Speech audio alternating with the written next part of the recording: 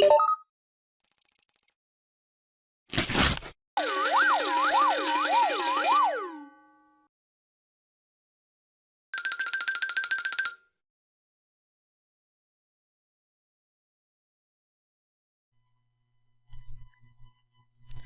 everyone! For this given problem, we are tasked to solve the area of the given oblique triangle. Now we have two formulas in solving the area of any oblique triangle, but the formulas are actually based on what are the given measurements. So hence, we shall start first in identifying what are the given measurements.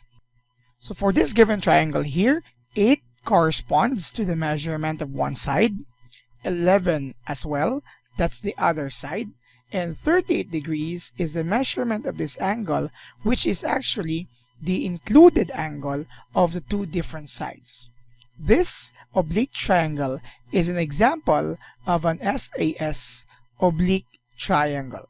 SAS because the angle that was given is between or included between the two different side measurements. For this, we can use the specific formula in getting the area of an oblique triangle involving SAS situations.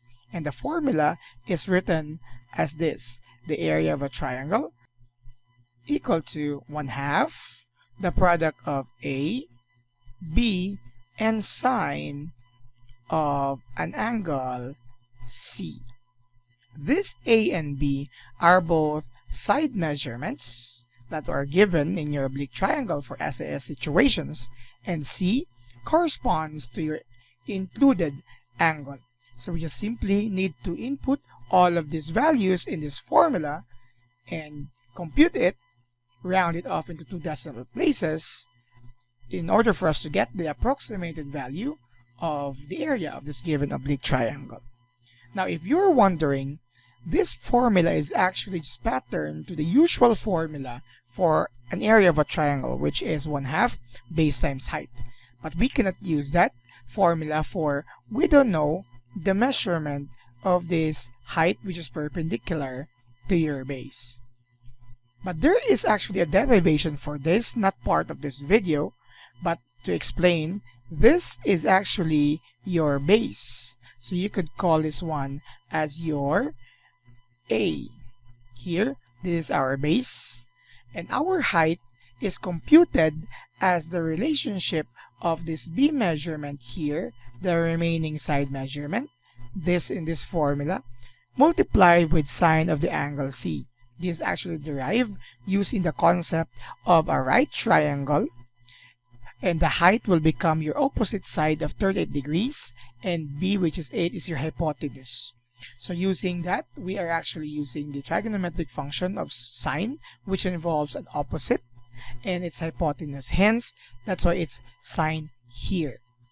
So we will not discuss that further because our goal here is just simply to compute the area. So let's try to input all the values here. 1/2.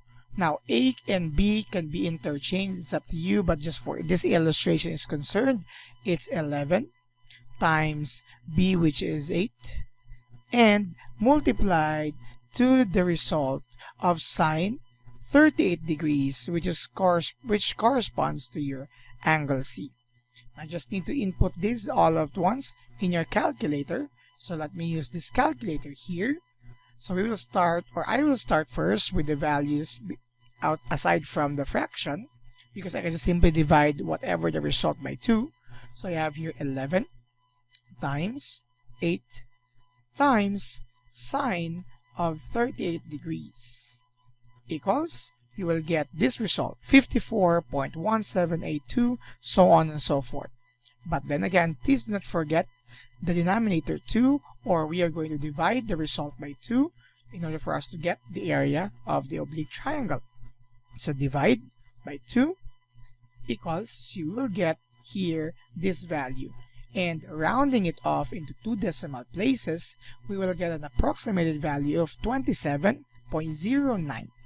So here, this is again approximately 27.09.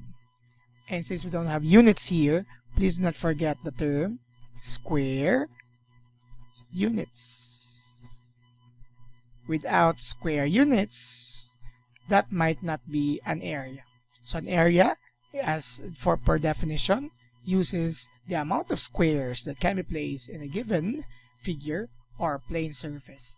So the area of this given oblique triangle involving SAS situations is equal to or approximately equal to 27.09 square units.